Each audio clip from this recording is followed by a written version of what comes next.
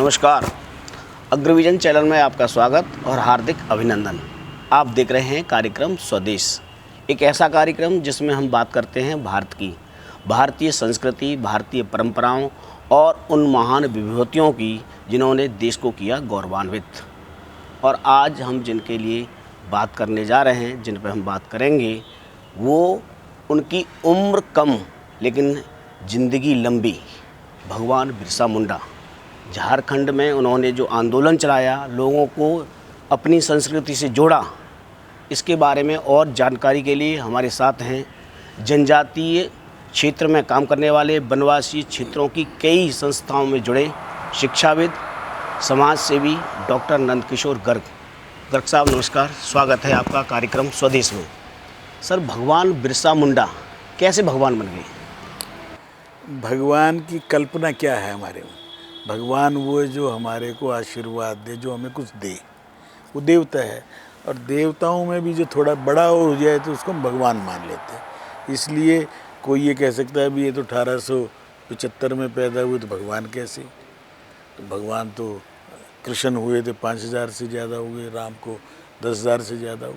तो भगवान एक आदर सूचक शब्द है। आमतौर पे क्या बोलते, भगवान आओ बैठो। तो भगवान को गॉड की तरह आप माने तो आपको लगेगा अमूर्त होना चाहिए। तो मूर्त के रूप में तो क्राइस्ट की फ़ोटो बना के यह आया, तो मुस्लिम में तो फ़ोटो नहीं है, परंतु वो मोहम्मद साहब को पैगंबर मानते हैं। तो आदिवासी इलाकों में मूर्ति पूजक नहीं थे, परंतु प्रकृति पूजक थे। अंग्रेज़ों ने इसका लाभ उठाकर उनको ये समझाने की कोशिश की, तुम ओरिजिनल यहाँ के रहो, इसलिए तुम आदिवासी हो, तुम ट्राइबल हो। हमारी कल्पना क्या थी? अरण्य संस्कृति थी भारत में। तो रामायण में भी अरण्य मीन वन, दंड का अरण्य। तो अरण्य संस्कृति को हमने अरण्य को भी बिगाड़ दिया, देवरिया बना दिया, देव अरण्य। इसी ढंग से सारण है बिहार में। तो हमारी उस संस्कृति को हमसे विमुख कर दिया गया। और अंग्रेज़ों ने क्या चाल चली कि एक बड़े वर्ग को ये कह दो तुम यहाँ असली हो, बाकी ये सब आक्रमणकारी हैं, ये बाहर से आए, मतलब हम बाकी लोग जो हैं ये आक्रमणकारी हैं, ये आर्य हैं और द्रविड़ थे या आदिवासी थे। परंतु खुद बिरसा मुंडा ने तो एक उनके टीचर ने उनको ईसाई बना भी दिया था, पिता को भी बना दिया था, पर समझ आई जब उनके ऊपर ही चोट हुई उनकी संस्कृति पर। तो खूंटी जिला में कह रहा हूँ उसका असर आज तक ये है कि वहाँ से हमारे भी सांसद लगातार जो कारिया मुंडा जीते 6-7 बार, अटल जी के टाइम मंत्री भी रहे, फिर डिप्टी स्पीकर भी रहे। तो मुंडा पूरी की पूरी, जो ट्राइबल के अंदर भी जनजातियाँ बहुत हैं, ये सबसे देशभक्त लोग रहे। और इनका क्योंकि वीर थे, 25 साल ही जिए हों, परंतु कितना अंग्रेज़ों से लोहा लिया। तो इसीलिए अटल जी के टाइम थोड़ा किया, और मोदी जी ने तो इनको नाम पर अभी पूरे के पूरे कई कार्यक्रम जो है ट्राइबल वेलफेयर में किए हैं। और हम तो क्योंकि जुड़े हुए हैं संघ से, और संघ ने शुरू में ही ये 1940 के आसपास सोच लिया था कि इनमें काम करना है। तो एक सरकारी अफसर थे बाला साहब, उन्होंने रिजाइन करके ट्राइबल में काम शुरू किया, वनवासी कल्याण आश्रम, जिसमें पीछे भी साकेत में हम यहाँ का एक किस्म से हेडक्वार्टर बना रहे हैं, उसका नाम भी बिरसा मुंडा पे रखा। वनवासी कल्याण आश्रम से मैं जुड़ा हुआ हूँ 70s में। उन्हीं में से हमने एकल विद्यालय मूवमेंट, ये भी झारखंड से शुरू हुआ था, मदन लाल अग्रवाला जी ने और श्याम जी गुप्त जो अभी भी हैं, संघ की प्रेरणा से आज हम 1.25 लाख गाँव में जो आदिवासी जिनको बोलते हो आप, वनवासी हैं, पहाड़ों पर रहते हैं, वह 1.25 लाख जगह हमने अपने विद्यालय चलाए हैं, ताकि इनको आज पहचान अपनी फिर मिल रही।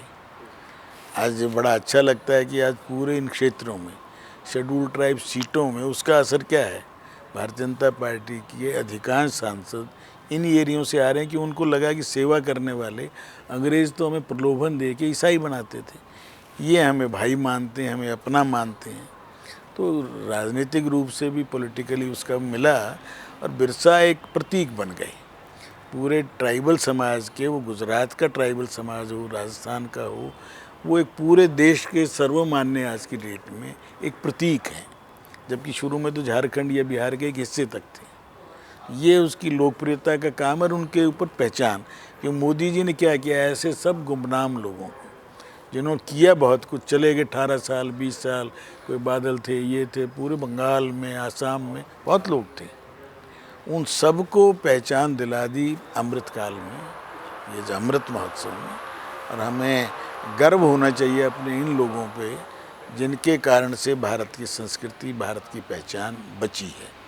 और इनके आज मैं समझता हूँ कि आज इस 2047 तक जो टारगेट है उसको पूरा करने में भी, जैसे भी आप ही लोगों से चर्चा में आया कि जलियांवाला कांड से भी ज़्यादा भीषण कांड हुआ, हज़ारों लोग भून दिए गए। क्यों? अंग्रेज़ तो बहुत चतुर वो थे, बेईमान भी थे, चतुर भी थे, भोले भाले लोगों को छोटे छोटे प्रलोभन दे। अंग्रेज उनकी संस्कृति को ख़त्म करना चाहते थे कि उनकी संस्कृति ख़त्म होगी तो यहाँ अंग्रेज़ टिके ना। आज मिज़ोरम, नागालैंड, मेघालय, ये सब बेचारे वही थे ना। अब उनको आज धीरे धीरे जागरण है। मैं पीछे मेघालय गया, जो वहाँ से शिलोंग से जो एमएलए है ईसाई है कहता, परंतु मेरे आज भी वाला बांग्लादेश से पुजारी आता है साल में एक बार, हमारे सब परिवारों से मिलता जो हिंदू पुजारी थे। तो रूट्स की तरफ जा रहे हैं लोग, अपनी पहचान। ठीक है, चर्च में भी जाओ, संडे को मास में भी चले जाओ, कोई हर्ज नहीं, परंतु देश से जुड़े रहो, राष्ट्रीयता से। तो रानी गोंडेलू थी नागालैंड की, बहुत लोग उभर के आ रहे। नॉर्थ ईस्ट तो सारा अंग्रेज़ों ने अपना बना लिया था ना, वो तो सोचते थे ये कि ईसाईस्तान बना रहे। तो आज जागरण है, मेहनत है, लगे हुए लोग, और भारतीयता जितनी मजबूत होगी, इंडिया जितनी कमज़ोर पड़ेगा। क्यों? इंडिया कोई नाम एक गाली था हमारे लिए, भारत नाम भारत से जुड़ा हुआ है, ज्ञान में रत, प्रकाश में रत। तो ऐसे लोगों के प्रति हम आज ये बातचीत कर रहे हैं।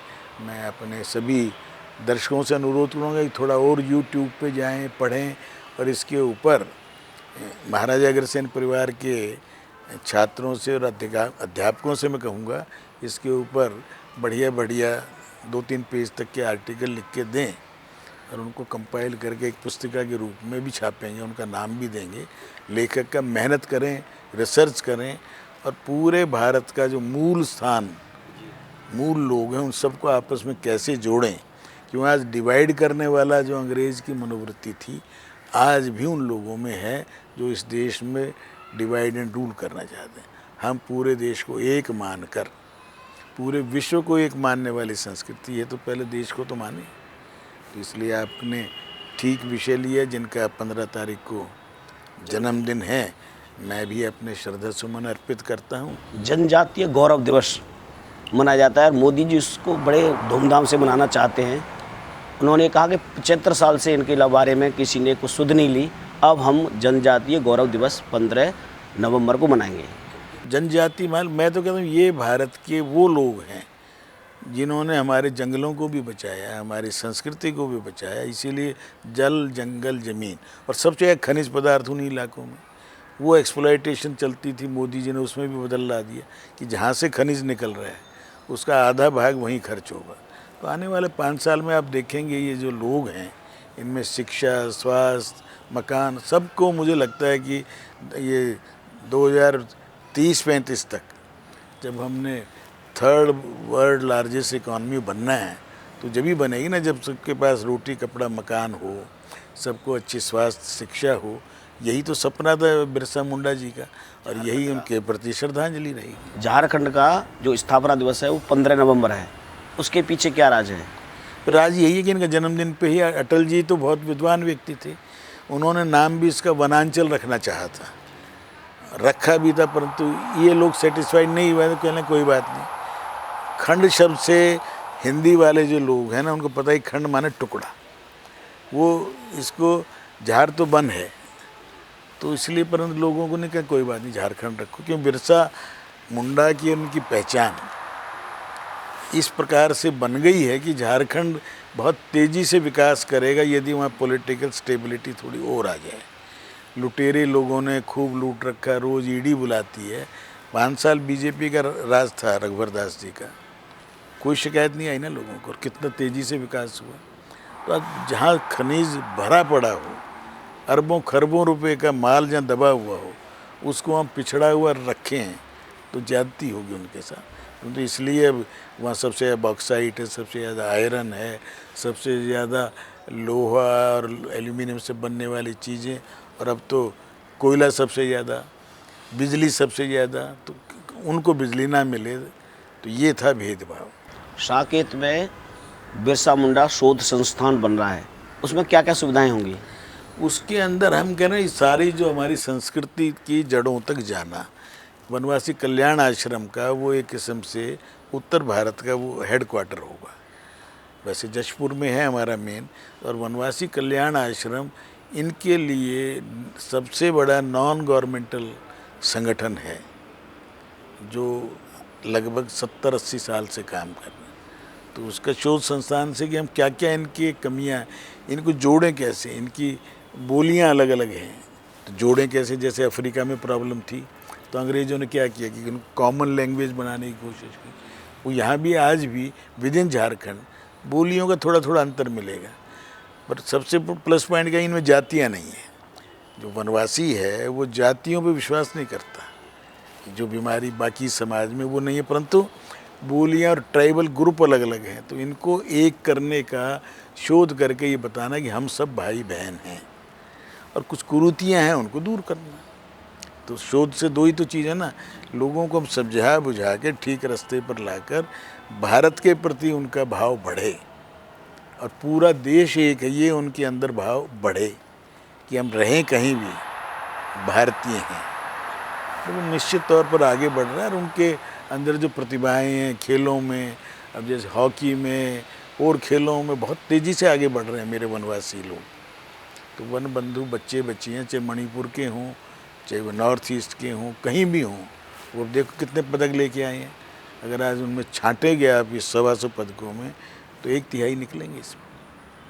तो इसलिए बहुत बहुत शुभकामनाएं अग्रविजन के दर्शकों को, और नए नए विषयों को लेके हम आएँ, शोध करें, अध्ययन बढ़ाएं, देश के प्रति समर्पित भाव से काम करें।